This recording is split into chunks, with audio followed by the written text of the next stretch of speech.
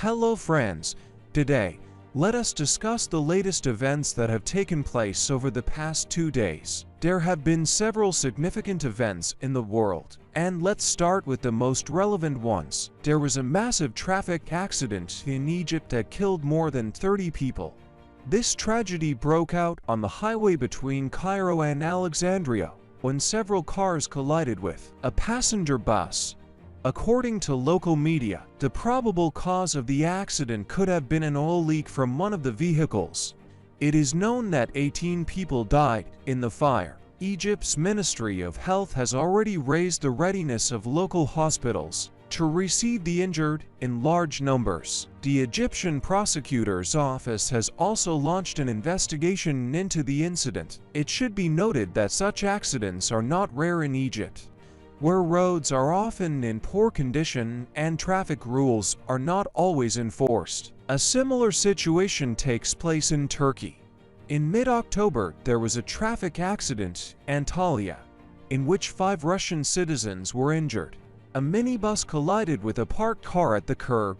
One of the Russian women was operated on, and the rest were given medical assistance. In Kazakhstan, the death toll at the mine, named after Kostenko and located in Karaganda, has increased. At the moment, 45 people are reported dead, and there is also information about people whose location remains unknown. Emergency services continue to carry out operations to recover the bodies of the dead and are monitoring gas levels in the mine. There are reports of carbon monoxide gas levels exceeding standards in some areas of the mine. The accident occurred on the morning of October 28. There were 252 people in the mine at the time of the accident, and more than 200 of them were successfully evacuated. It is believed that the accident may have been caused by a gas and methane explosion. The president of Kazakhstan, Kassym-Jomart Tokayev, declared days of mourning in memory of the victims of this tragedy and instructed the government to provide all necessary support to the families of the miners. A large-scale fire broke out in the city of Naberezhnye Chelny. The fire engulfed the building of the Kamarums Hotel, and the total area of the fire reached 4,000 square meters.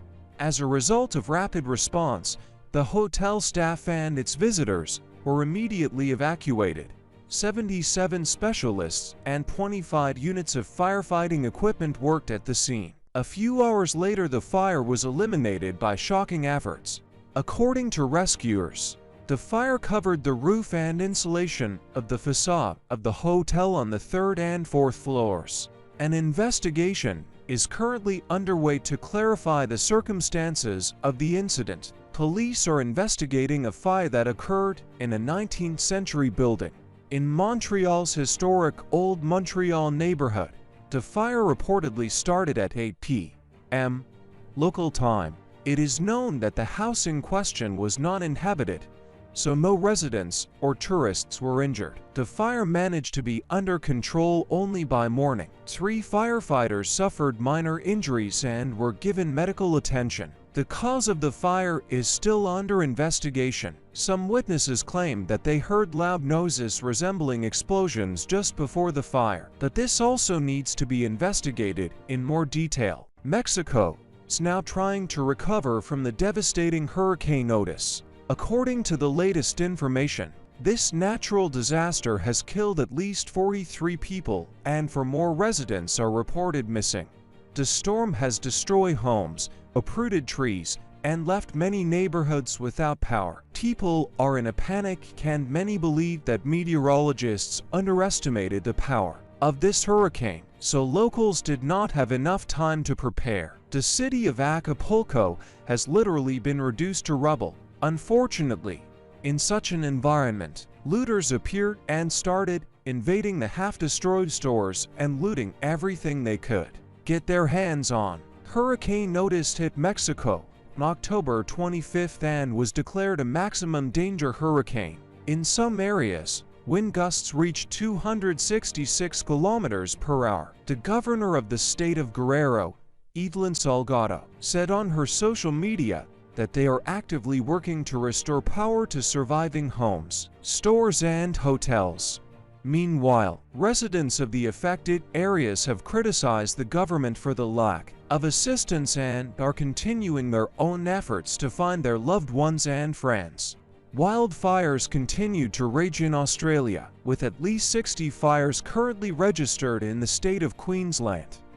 Due to dry and windy weather, efforts to extinguish the fires are proving ineffective. Authorities have urged residents to evacuate as the fire has already approached homes. For example, in the southeast of the state, 32 residential buildings have already been destroyed, and the total area of fires is more than 20,000 hectares. Currently, open fires are temporarily banned in the region, and permits to burn for domestic purposes have been suspended indefinitely. Forecasts are also disappointing, as the state will continue to experience warm weather in the coming days, with gusty winds and no rain. Authorities are putting all their efforts into fighting the wildfires, hoping for some improvement in the situation in the region. Each doll created by Irina Vergradskaya from Novosibirsk is a living story. She puts the meaning of her life into her works. The artist makes unique authors' dolls and places them in scenes that are familiar to each of us. She claims that her creations evoke deep emotions and awaken warm feelings in the heart.